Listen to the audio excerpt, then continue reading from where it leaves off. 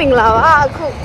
ဒီနေ့အခု vlog လေးရပါတော့ဒါမင်းနဲ့သူရွာမှာဆက်ဆက်တော့ကြည့်မယ်ပေါ့နော်ဒီမင်းနဲ့သူရွာကကုန်းပေါ်မှာဆက်ဆက်ကြည့်လို့လည်းတာတယ်ပြောလို့ပေါ့နော်တခါမှလည်းမင်းနဲ့သူရွာမရောက်ဘူးတကယ်မရောက်တာလည်း9နှစ်လောက်ရှိပြီဆိုတော့အခုဒါတို့တုံးပါလေစကားတွေမှကို e5 ပေါ်ရောက်နေပါပြီအခုမင်းနဲ့သူရွာတာနေပါတယ်အဲ့တော့ဒီနေ့ဒီလိုက်ခိုက်ကြဖို့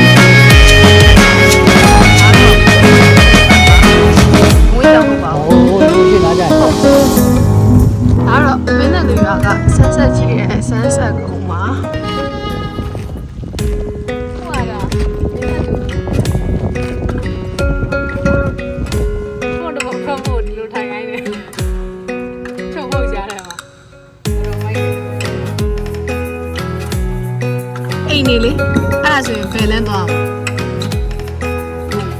အောင်ဟောဒီရသူလို့ဟုတ်လားဟော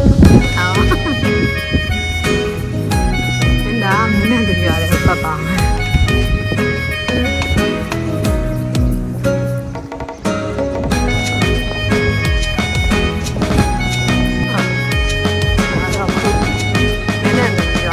ပတ်မလို့ပါဒီဘက်ပန်တော့ရတယ်ရှိပါမယ်